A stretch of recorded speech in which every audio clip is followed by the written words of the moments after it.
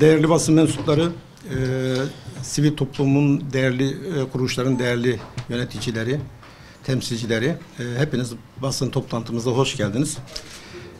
Gün geçmiyor ki buradan deport edilen biriyle ilgili burada bir basın açıklaması, bir toplantı yapmayalım. Bunlar tabii arıcı verici bir şey.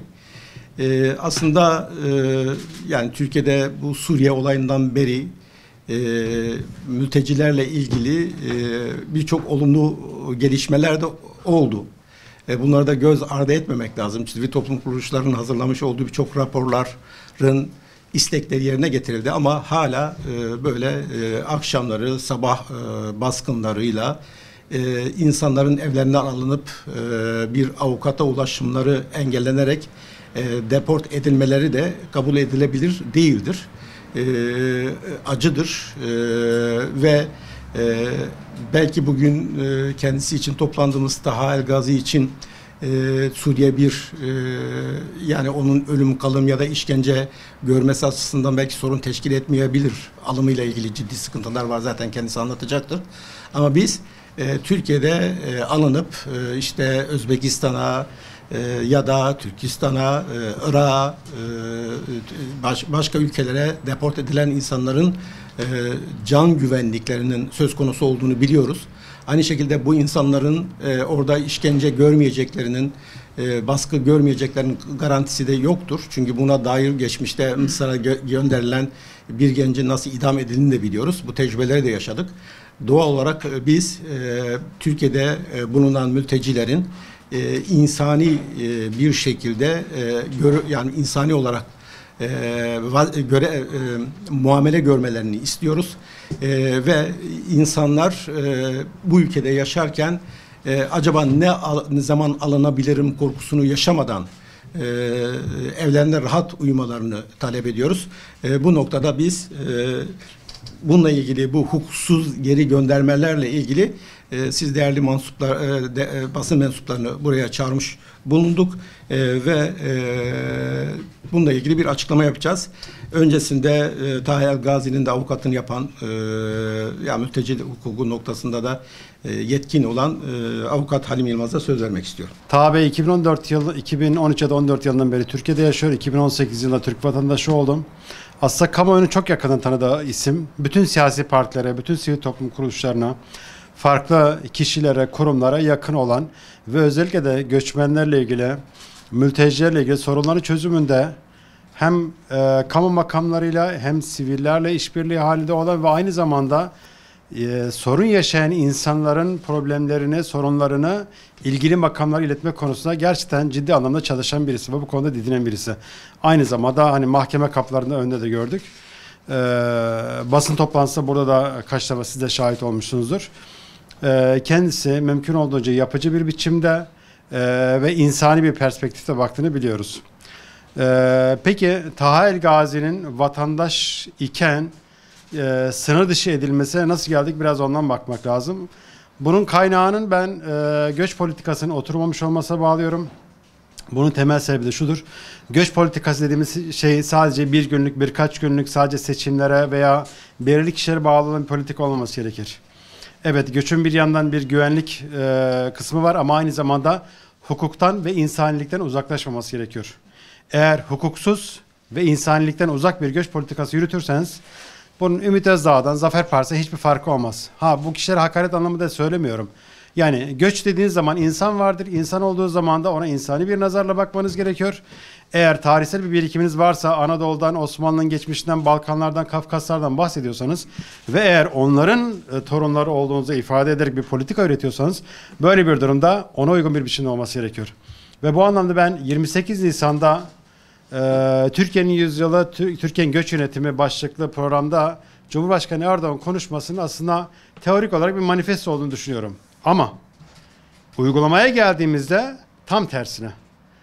Uygulamaya geldiğimiz noktada orada ne kadar yani 28 Nisan'daki konuşmasında mültecilere insani yönden, tarihsel yönden sahip çıkan, bu işi misyon eden bir konuşma almakla birlikte yürütme erkinin alt kısmındaki bürokrasiye baktığımız zaman tam tersine bu işi bir Yani biraz önce bahsettiğim siyasi parti gibi bakıyorlar. Farklı bir şekilde maalesef bakmıyorlar. Öyle gibi görünüyor. Şimdi konunun özetini ben hızlı bir şekilde anlatayım. Neler oldu, neler yaşadık. Cuma günü saat 9.30 sıralarında ben evde değilimdi. Akşam saatleri. Eşim beni aradı. Dedi ki burada 3 polis var, seni istiyorlar. Dedim ki hayırdır. Dedi ki adres kaydını tespit etmek için. Dedim ki bir konuşayım onlarla. Konuştum. Dedim ki buyurun hayırdır. Dedi ki biz polisiz. Karakoldan gelmişik. İşte buradaki binadaki adres kaydı teyit etmek için. Dedim ki tam ben şu an uzağım, gelemem. İsterseniz ben yarın karakolu ya da muhtara müracaat ederim. Dediler ki yok gelmezse şimdi biz eşini alacağız. Şimdi bu cümle benim için aslında konuyu net bir şekilde anlattı. Yani polis hiçbir zaman adres kaydı nedeniyle eşimi ya da herhangi ailemin bir ferdini gözaltına almaz benim olmaması için. Dedim ki o zaman ben hemen geliyorum. Eve gelirken daha bineğin önüne gelmeden önce direkt yanıma geldiler. İşte 5 kişilerdi araçta. Direkt dedim alın telefonumu, anahtarlarımı, cüzdanımı, her şeyimi aldılar. İşte evden Karanfil Sokak, yani Mehmet Akif Mahallesi Karanfil Sokak No 25 tam adres önünden Vatan Caddesi'ndeki, İstanbul'daki Vatan Caddesi'ndeki Genel Emniyet Müdürlüğü'ne beni aldılar.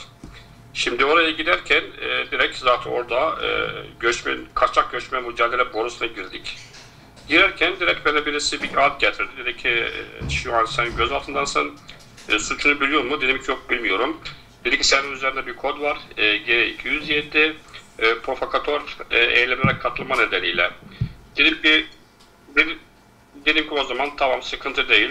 İşlerinizi yapabilirsiniz. Ben herhangi bir arama yapabilir miyim? Avukatımla ya da ailemle. Dediler yasak. Telefonumu zaten aldılar. Sonra beni Emniyet Genel Müdürlüğü'nün sahasına çıkarttılar. Bir video çektiler. Ellerim arkada. Kafamı aşağı eğdirdiler. Video çektiler. Sanki ben burada bir suç gibi yapmış gibi. Biraz zoruma çocuk geldi. Onun ardından beni direkt Arnavutköy geri gönderim merkezine aldılar. Arnavutköy geri gönderim merkezine giderken orada bana bir rapor çıkarttılar. Sağlık raporu, Cerbidap raporu. Hangisine kimse vurdu mu vurmadı mı? Dedim ki yok bir şey olmadı. Ben Arnavutköy'de aslında biraz rahatlandım. Dedim ki madem ki Arnavutköy'de kalacaksam sıkıntı değil. Aslında burada İstanbul'dayım. Ailem burada. Değerli avukat hocamız burada. Yani yetişebilirler. Ama aynı rapor aldığım saat yani hiç konu 20 dakika sürmedi. 20 dakika sonra direkt bir araç geldi. Beni aracın içine aldılar. Jandarma unsurları vardı. Bir 6 kişi jandarma vardı. Tabii ki burada elimde telefonun şey çoktu. Çıktık İstanbul'dan. Dedim ki nereye gidiyoruz? Herkes dedi ki bilmiyoruz. Öyle bir soru sorma hakkın yoktur. Gide rica ederek yanımda bir jandarma unsuru vardı. Ondan rica ediyorumdu. Ya sadece bir eşimle konuşayım. Onun bir sağlık durumu var. İşte tüp bebeği ameliyatı geçirmemiz gerekiyordu psikolojisi durumuyla. Neyse o esnada yani bir dakikalık telefon aldığımda hem eşime yazıyorumdu ama nerede olduğumu bilmiyorum tabii ki. Aynı zamanda da Abdülhalim hocamıza ben direkt konumu gönderiyorum da. Son telefon elimde fırsat olduğu an İzmir'i geçmiştikti. İzmir'i geçtikten sonra burada artık telefon bana verilmedi. Zaten 2-3 defa verdi bana telefonu. Bir dakika. Ondan sonra verilmedi. Sabahtan saat 7-7.30 gibiydi. Aydın'daki Atatürk Devlet Hastanesi'ne geldik. Ben Aydın görürken zaten bildim Aydın'da olduğumuzu. Hastaneye girdik. Yine bir rapor aldık. Darp raporu. Ondan sonra Aydın GGM'ye alındım. Oradaki genel müdürler ve aynı zamanda da oradaki diyelim ki işte memurlar idari işlemleri yaptı. Giriş işlemleri yaptılar. Dedi ki burada kalacaksın. İlk girişimde zaten herkes diyelim ki pozitif bir şekilde davrandı. Aynı zamanda da işte bir saat sonra, 2 saat sonra 2 kişi geldi. Birisi büyük ihtimal istihbaratçı çünkü kendisi gelirken elinde bir dosya vardı. Bir 60 sayfalık dosya. Dedi ki ta senin burada olduğunu biliyor mu neden? Dedim ki İstanbul'daki Genel Emniyet Müdürlüğü'nde olurken zaten bana dediler ki provokatör eylemlere katılma nedeniyle. Dedi ki tamam. Hakkında sınır dışı kararı çıktı dedi bana. Dedik ki yani burada büyük ihtimal 1 hafta, 2 hafta, 1 ayda kalabilir, 2 ayda kalabilir, 6 ayda kalabilir. Yine de uzatılabilir. Dedim ki eşim, dedi ki de eşin de büyük ihtimal aynı durumda olabilir. Bana şeyi sordular, İstanbul'da kimleriniz var? Akrabanın var mı? Dedim ki eşim var. Kimliklerin nerede? Yani vaktiyle ben Türk vatandaşım. Dedim ki hatta Türk vatandaşım geçen sene alındı hem benden hem de eşim. Şimdi ben derken eşin de büyük ihtimal geçici geri gönderim merkezine kalacak. Bir de sınırlı karar zaten çıkmış. Ya şimdi sınırlı karar çıkmasının bana tebliğ resmi bir şekilde kağıt bir şekilde vermediler. Şifayı olarak söylediler. Ben de dedim ki madem ki sınır kararı çıktıysa ve eşimi bir saat ya da bir gün yine GGM'de almamanız için ben gönüllü dönüş evraklarına imza atmak istiyorum. Çünkü madem ki karar varsa, madem ki ben şu an bir devlet kurumunu temsil eden bir kişinin ağzından duydusam sınır dışı edilme kararı bitmiş o zaman. Benim düşüncem burada benim kendi nefsim değil. Ben 1 ay, 2 ay, 3 ay, 5 ay, 5 yıllığına kalırım geri gönderim merkezinde. Ama eşimin bir saatiyle kalmasını isterim. Çünkü dediğim gibi bizim bir sağlık kurumumuz vardı. Bu nedenle dedim ki biz dönmek istiyoruz. Şimdi şunu söyleyebilirim, ifade edebilirim. Aydın geri gönderme merkezine gelene kadar yoldaki jandarma unsurları, Aydın geri gönderme merkezinin müdürü ve oradaki memurlar, oradaki görevliler, hatta Aydın'a çıktıktan sınır kapısına gelene kadar jandarma memurları ve unsurların davranışları Allah şahit çok iyiydi. Yani herhangi birisi bir kötü muamele ya da bir diyelim ki negatif davranış bize karşılık yapmadılar. İşte sınır kapısına gelirken, sınır kapısına geldikten sonra bütün işlemleri yaptık ve Suriye'nin toprağında yaklaşık saat 7.30-8 gibi öyle bir şeylerde orada olduk. Şimdi ben şuna üzülüyorum son cümle olarak. Ya yıllardır Taha El Gazi Türkiye'de farklı insan hakları örgütleriyle, farklı STK'larla, farklı kurumlarla, farklı milletvekilleriyle, iktidar cinahından kişilerle, yetkililerle görüştük, muhalefet kişiler yetkililerle görüştük, siyasi partilerle görüştük. Amacımız Türkiye'deki Suriyeli sığınmacıların insan haklarını korumak için. Amacımız sonunda bu insanın hakkını savunmak için, sessiz olmayan insanların sesi olmak için. Yani şimdi eğer Taha El Gazi'nin bu alanda yıllardır verdiği emeği bir kişi ya da bir taraf insan hakları savunuculuğunu ihlal görüyorsa ya da suç görüyorsa bence de bu insanlar, bu kişiler, bu taraflar kendi insan olduklarından teyit etsinler. Ne yazık ki maalesef bu mesele kişisel mesele değil. Ben şundan korkuyorum. Adalet ortamı Türkiye'de nereye gidiyor? Hukuk ortamı Türkiye'de nereye gidiyor? Mesela bugün bizim bahsettiğimiz göç başkanlığının Taha El Gazi uyguladığı kararlar değil. Mesela bugün göç başkanlığının Taha'yı sınır dışı edip de Taha'nın dilinden kurtarılmak, eleştiriden kurtarılmak değil. Mesela göç başkanlığının yetkililerin, kanunların, kararların acaba hukuka ya da kanuna uyuyorlar mı, uymuyorlar mı? O mesele çok önemli. Bugün Taha El Gazi bir Suriyeli olup da bir vatandaş olduktan sonra bu şekilde vatandaşı alınıp da sınır dışı edilmesi Taha için değil. Türkiye'de yaşayan Türk vatandaşının güvenliği için o çok önemli. Hukuk nerede kaldı, adalet nerede kaldı? Sığınmacı Hakları Platformu basın açıklaması. Hukuksuz geri göndermeleri son verilmeli. El Gazi ailesinin hakları iade edilmeli. Uzun Halim anlattı. Geçen hafta biz burada Taha El Gazi ile birlikte Özbekistanlı alim olan Alişir Tursunusov'un basın toplantısındaydık. Onun usulsüz bir şekilde sınır dışı edilmesini ve Özbekistan'da tutuklanmasını protesto etmek için tabii ki bir insan hakları aktivisti olan Taha ile birlikte buradaydık. O yüzden de hani kendi adıma kendimi çok kötü hissediyorum.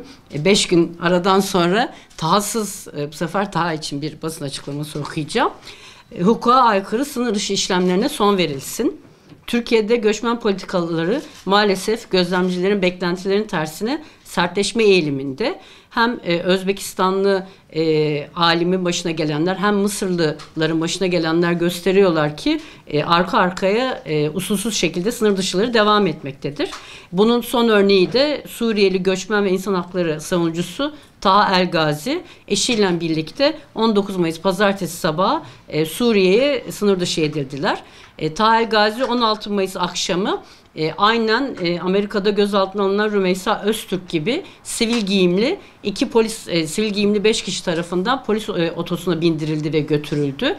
Pazartesi sabahına kadar kendisine ne avukatları ne ailesi herhangi bir bilgi alamadı. Ertesi akşamda eşini aldılar. Eşine Taha hakkında herhangi bir bilgi vermedikleri için biz pazartesi sabahına kadar Taha Elgazi'nin başına ne geldiğini öğrenemedik. Pazartesi sabahı bizi sınır kapısından arayarak sınır dışı edildiğini, gönüllü geri gönderme formunu doldurduklarını hem kendisinin hem de eşinin söyledi. Taha Elgazi ve eşiyle ilgili yapılan sınır dışı işlemi hukuka aykırıdır. Taha hepinizin bildiği gibi Suriye'de yaşadığı dönemde Esad rejiminin zulmüne uğramış birisidir. Halep'te cezaevinde tutuklu kalmıştır. Bu baskılardan kaçmak amacıyla Türkiye'ye gelmiştir. Türkiye'de de Suriyeli göçmenlerin karşılaştıkları zorlukları dikkat çekmek için çalışmış ve aktif olarak bir insan hakları savunucusu olarak yürütmüştür. 2018 yılında Türkiye vatandaşlığına geçmiştir. O günden itibaren de hem Taha Elgazi hem eşi hem çalışarak hem de insan hakları aktivitelerine katılarak hayatlarını sürdürmektedirler. Bir süre önce vatandaşlıkları iptal edildi. Daha doğrusu iptaline dair duyum aldık. Abdülhalim avukat zaten bunu açıkladı. Uzun bir süre ne vatandaşın neden iptal edildiğini öğrenebildik ne de vatandaşın iptal edildiğine dair bir belge alabildik. Bu yüzden de dava açılamadı. Ama kimlikle hayatlarına devam edebiliyorlardı. Hastaneye gidebiliyorlardı. Sokaktaki kimlik kontrollerinden geçebiliyorlardı. Maalesef şimdi bize söylenen, daha doğrusu Taha Elgazi'ye emniyette ve geri gönderme merkezinde söylenen şey ikisinin de vatandaşlıklarının iptal edildiği, hudut ihlali sebebiyle değil mi? Kendilerinin geri gönderildiği yabancı statüsüne düşüyor, ikametsiz hale gelmiş oluyor ve bu nedenle İşte hudut ihlali tırnak içerisinde sebebiyle ikisi de sınır dışı edildiler. Vatandaşlık iptalindeki hukuksuzluk bir yana, Türkiye'de çeşitli nedenlerle vatandaşlık alan yüz binlerce insanın kamu otoritesinin iki dudağı arasında her an iptal edilebileceği duygusu zaten insanı çok zor duruma düşürüyor. Özellikle Taha'nın vatandaşlığının iptal edilmiş olması ve sınır dışı edilmiş olması pek çok Suriyelinin ve diğer göçmen ve mültecinin de aynı şeyin kendi başlarına gelebileceği korkusu yaratmış durumda. Taha Elgazi, Türkiye'deki göçmenler ve hak temelli sivil toplum kuruluşları tarafından yakından tanınan, sosyal uyum çabaları takdirle izlenen bir hak savunucusudur. Türkiye ve Suriye toplumları arasındaki ilişkilerin güçlenmesinde ve yeni Suriye yönetiminin kendisini dünyaya, devletleri anlatmasında önemli roller üstlenebilecek bir kişidir. Onun bir an önce özgür biçimde Türkiye'ye giriş yapmasını ve buradaki Suriyeli göçmen toplum için çabalarını sürdürmesini sağlamasını istiyoruz. Bu vesileyle de Türkiye'nin göç yönetimi, hukuk, adalet ve basiretle yeniden ele alınmalı ve mağduriyet üretmeyecek bir işleyişe kavuşturulmalıdır. Ama önümüzdeki süreçte, önümüzdeki günlerde Allah ne takdir edecek, nasip edecek onu bilmiyorum.